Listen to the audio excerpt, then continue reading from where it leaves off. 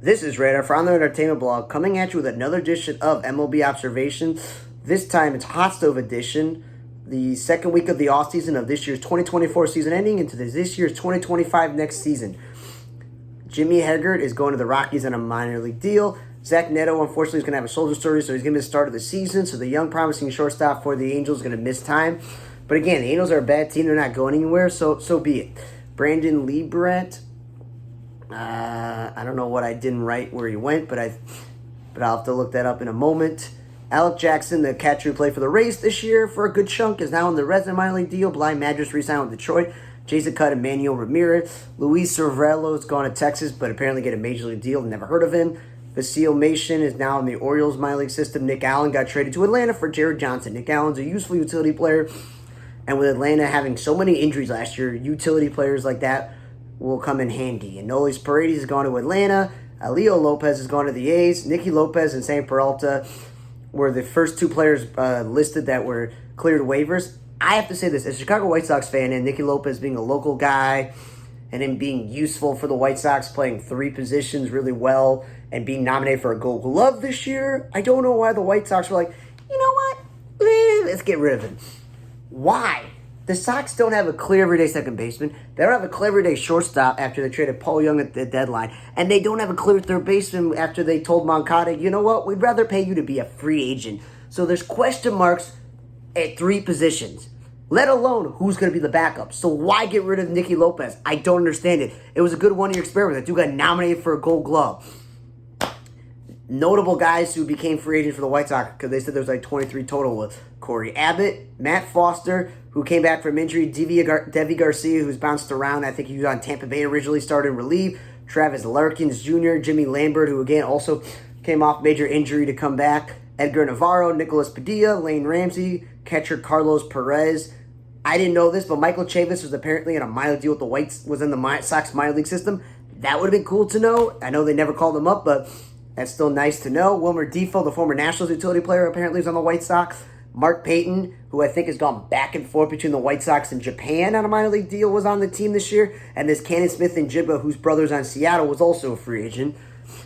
Sal Fasano, after Atlanta cut him as his catching coach position, he's going to the Angels as an assistant pitching coach. I guess catchers know a lot about pitching, so that kind of makes sense. Travis d'Arnaud gets a 2-year, $12 million deal by the Angels. That one, it seems a little bit odd because, again, Los Angeles just traded for Soler and picked up Ryan Noda. So there's not a lot of DH spots for d'Arnaud, and they like Logan O'Hoppe. Yes, Logan O'Hoppe missed time, but he's the future. He's the current guy. Like, d'Arnaud is not a starter every day in this league. Makes no sense. Adam Oller is going to KBO League. Brad Mills was hired as the Reds' new bench coach, reuniting with his buddy Terry Francona. And if you read all the reports, this is his first official job, no matter if it's front office or coaching staff, in a few years. More on that staff because it's an interesting thing later. Stephen Okert's going to the Astro. Daniel Duarte is re-signing with the Twins. Charles LeBlanc and Yoel Pozo got a minor deal with Atlanta. And LeBlanc is a useful corner infielder. And again, with all the injuries that Atlanta had last year, he could be useful this year. Phillies made some interesting moves. They announced that in 2026, which is in 2 seasons from now, Sam Folt's going to finish up another degree. Went to Stanford. He's a very smart guy. Former outfielder, is good at defensively and at speed. And a lot of people are like, someday this guy will be a manager. Or someday this guy's going to be a general manager. And he's in the front office working under Dombrowski. And they're making a lot of smart moves. The Phillies made some smart moves in the last couple of years to be really successful. But he's moving into business operations. And this Luke Merton's going to be director of player development. Edward Gonzalez going to be director of hitting development. So it's a new player developing, new person making decisions on player development and hitting development. And then most importantly, Preston Mattingly is going to be the vice president and general manager in 2 seasons. People are like, who's that? That is Don Mattingly's son, who I don't know if he ever played minor league baseball, college baseball, ever make it to the majors, probably not. But apparently he's been working in front office for a while and he's young and he's going to get his opportunity to be a GM. That's a nice story. It's just interesting that Sam Folt would leave the general manager position because apparently by being in charge of the business operations, it's more for him to do, but whatever. Roki Sasaki is the latest Japanese starting pitcher who's been posted, and hopefully he'll go to a team that's not the Dodgers, the Yankees, but we'll find out. Cal Raleigh and Bryce Terang won the Platinum Gold Glove, so congratulations to them. Little surprising that Cal Raleigh, as you mentioned, he's a really good offensive catcher, and I know he may improve defensively, but I don't think of defense when I think of him. But Bryce Terang, I definitely do. Both the Angels, the Rays, and the Tigers have reached new deals with Diamond Sports, so that's where they'll be playing. They'll be streaming or showing their game. MLB, though, is taking over the Reds broadcast because obviously we all know what's happening with all the bankruptcy with some of those channels. Reggie Jackson, who was still working in the Astros front office, is leaving it, so I don't know why. He's just getting too old. Not what he wants to do, but okay. And the Mets have hired Desi Druschel to be their assistant pitching coach, and the Diamondbacks hired Brian Kaplan to be their actual pitching coach. Marlins hired Clayton McCullough to be their manager. Apparently the White Sox were like, he's not good enough. So he won a World Series as the Dodgers first base coach. And the guy that they wanted probably signed with the White Sox, or I don't know. They said it was similar people that were interviewing for both the White Sox and the Marlins job. But I think they did interview their bench coach, but he decided to go to Texas. So they go with a Dodgers guy. And they made their first coaching announcement because, remember, they could completely fire the whole entire coaching staff. Pedro Guerrero is going to be the hitting coach. He's been a coach for the last few years. He played a bit, so it's not a terrible coaching hire there. Wander Franco, we all know about him and his relationship with a 16-year-old when he was like in his early 20s or whatever the case is.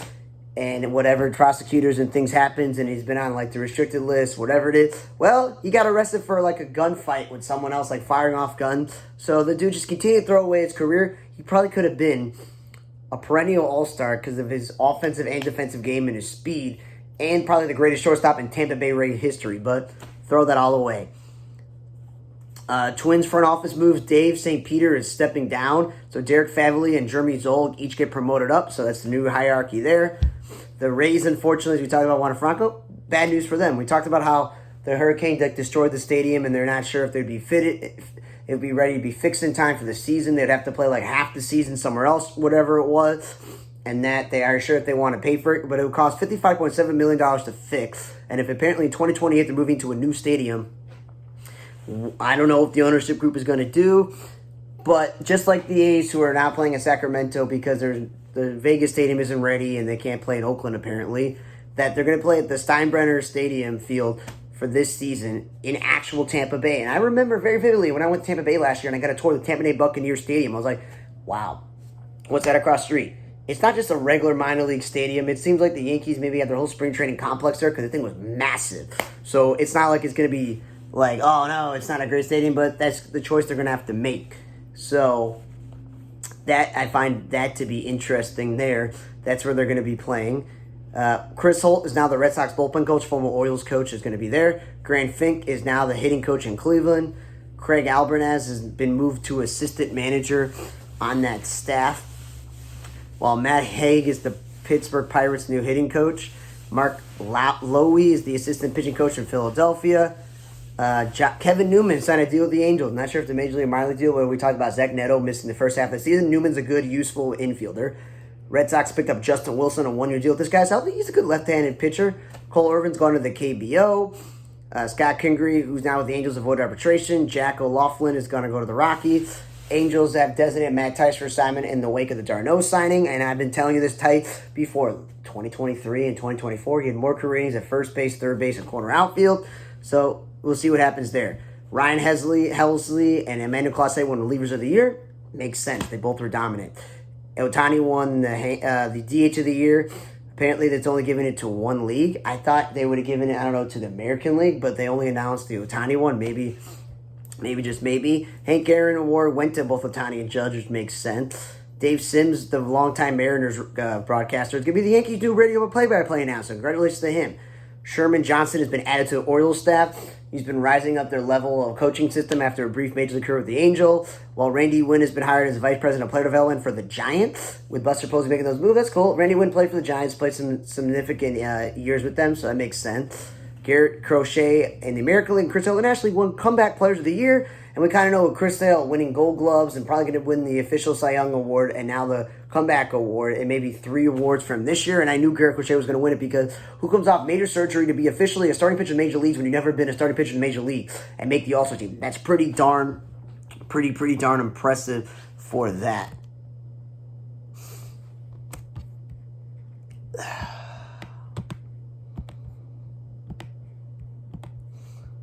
So, I just wanted to see what this Brandon Lieberent official thing was. He is signed with the Reds have the Yankees have signed him to a minor league deal. So that's what it was. That I didn't write even the word the Yankees under that. Now then.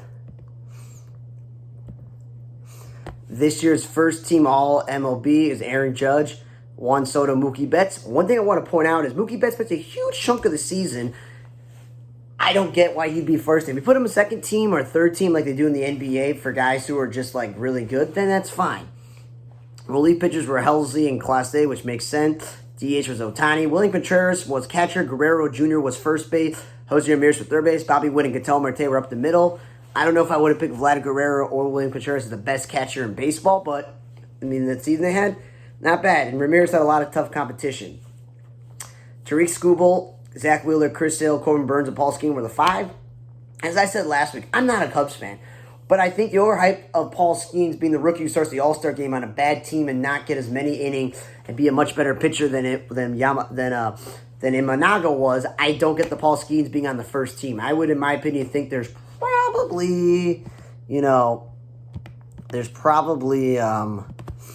better people to put on the first team.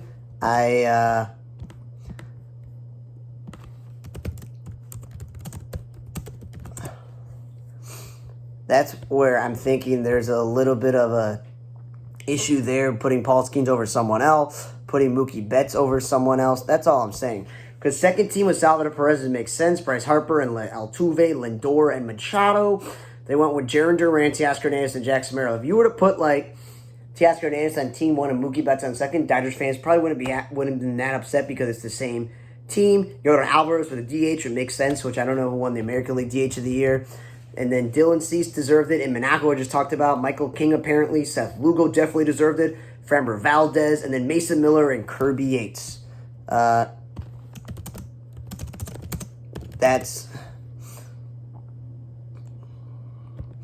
See, apparently they're only listing again Ohtani even when I Google who won DH of the year. Like, there's 2 DHs, so I don't understand where that is. So don't ask me. I am not Major League Baseball. They seem to make a clerical error there. I just also announced Goshi Katoto announces his retirement from baseball. The one-time Blue Jay and Nippon Ham fighter, who barely played any baseball, is retired, is now going to work in the front office for the Blue Jays. And with Brad Mills being the bench coach in Cincinnati, wanted to say something interesting here, is because Terry Francona, who's took over, is keeping some old guys and some new guys. So, obviously, the new assistant hitting coach is Alex Plays and Will Remillard, and bullpen catcher James Keller. And then Chris Valecki, who we took from Cleveland to join him, is the new hitting coach director of hitting. But then the rest of the staff is pretty much the same. Benuevos, who was the interim manager, will continue his role as a bench coach with the added title of field coordinator, so they got 2 bench coaches. Jared Johnson is still the pitching coach, director of pitching. Third base is J.R. House. First base is Colin Calgill. Assistant pitching coach is Alon Leichman. Team Israel, yes, that guy, yes. Bullpen coach Matt Tracy. Coach and coordinator of advanced scouting Craig Arnsberg. And bullpen catcher Jose Duarte are all staying in their roles. And then when it came to the Silver Sluggers, they came out with them this year. And some of them I agree with them, some of them I didn't. They went with Vlad and Bryce Harper. And I went with Josh Naylor and Pete Alonso, but Bryce Harper is my favorite player, so I'm not that upset. I just don't understand. They went with Altuve and Ketel Marte. And I went with Marcus Semien and Ketel Marte. But obviously Altuve and Semien have seemed to be toss-ups at those 2. And Bobby Witt and Lindor, which I had Gunnar Henderson because he had an amazing offensive season. But hey, if you're going to go that way, that's totally fine. I'm not going to get upset. I just thought it was interesting. Decision-making there. Clean sweep for Witt with the gold, Silver Slugger, and all that. And then Jose Ramirez and Manny Machado.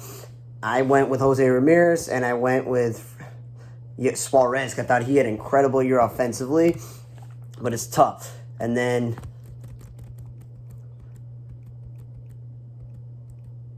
the catchers. They went with Salvador Perez, and they went with William Contreras. And I went with William Contreras, and I also went with Cal Raleigh, because that's what I think. I think of offense out of him. So that's where, a little bit confusion there. But designator was Brent Rooker and Shohei Ohtani. And that is the obvious, that's the obvious ones that you go with are Brent Rooker and Shohei Ohtani. And I personally went Tyler O'Neill, the best year as a left fielder. Aaron Judge, the best offensive as a center fielder. And he's on there, the best season as a right fielder. But in the American League, they went Aaron Judge and his buddy Soto and Santander. Santander and Soto both play right field. You have to choose one over the other. If you were to give the Silver Slugger to Soto and not Santander, I'd have been like, that's fine. You pick the right fielder over the right fielder. But silly. Then they nationally went Jackson Merrill, Teoscar Hernandez, and Jurickson Profar. For me, Teoscar Hernandez was clearly the best offensive left fielder, and Jackson Merrill was the best offensive center fielder. But I thought Nicky Castellanos was the best offensive right fielder. You went with two left fielders. Two left fielders in one league and two right fielders. And think, making up for it. That also seems to be really, really stupid. And apparently they added utility Silver Slugger, which I don't remember. I understand the Gold Glove, but they gave it Josh Smith of the Rangers and Mookie Betts, and because Mookie Betts play infield and outfield. I don't know if that's who I would have gone with because I didn't actually predict it, because I didn't think that was something they did, but that's just weird. Now, the other thing they announced was the official guys who are getting the award. So obviously MVP in the American League, they went Judge, Soto, and Witt. I went Judge, Ramirez, and Witt because you can't give both the guys in the Yankees the MVP. That's just stupid. Then Lindor, Ohtani, and Marcell Ozuna were the ones that I went with. But, of course, no one's talking about Marcell Ozuna. They went Ketel Marte. Nothing wrong with Ketel Marte, but the Diamondbacks were not a playoff team, and he wasn't the most impactful player on their team this year. Cy Young, they went Clase, Lugo, and Skubal. I don't get that because, again, Clase was a great reliever. You give him reliever of the year. He makes the first team. But you're just discounting Framber Valdez's season. That's all I'm trying to tell you. Skubal's probably going to win it. I went Chris Sale, Zach Wheeler, and Imanaga. But as I mentioned with the first team and stuff, where they went with Skeens. Same thing with the Cy Young. Skeens did not have a better season than Imanaga. Chris Sale's going to run away with it, and Zach Wheeler should finish second. But and we're arguing semantics, but still. In the American League, they went Colton Cowser, Luis Gill, and Austin Well. What were you watching? Colton Cowser was a good position player, and Luis Hill was a good pitcher for the first half of the season and kind of tailed off a bit, so he's probably not going to win it. But Mason Miller was like a dominant all-star closer that teams were calling up the tree for. And again, I know Clase is the best reliever in the American League, and he's probably the second best, but where is he? In the National League, I went Merrill, Skeens, and Imanaga because Skeens and Imanaga were great. And obviously how good Jackson Merrill was as playing a new position on a playoff team as a rookie. But they were like Jackson Chourio. Nothing wrong with him, but where's Imanaga? And Manager of the Year, they took Hinch, Quintaro, and Vogt. For me, I thought Joe Espada, the Astros were just completely dead in the water. But obviously they gave Kirby Yates the reliever of the year. And then Mason Miller was third, which is totally fine. And again, they went Halsey number one, and then I don't know who they gave the other reliever of the year because I had Iglesias and Suarez in the National League. But either way, what it was is, because that was the first team and second team, but the second team I think we talked about.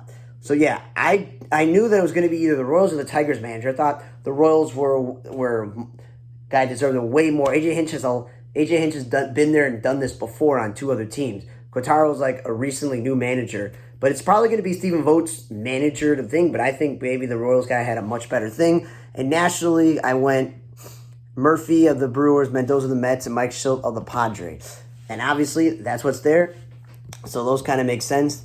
And they did not release the specific executives of the year, but as I mentioned, that Chris Sale and Crochet won comeback players of the year. And for me, I had the Mets, Diaz, and Severino as the guys who finished second and third, and I had Tyler O'Neill and Carlos Rodon also.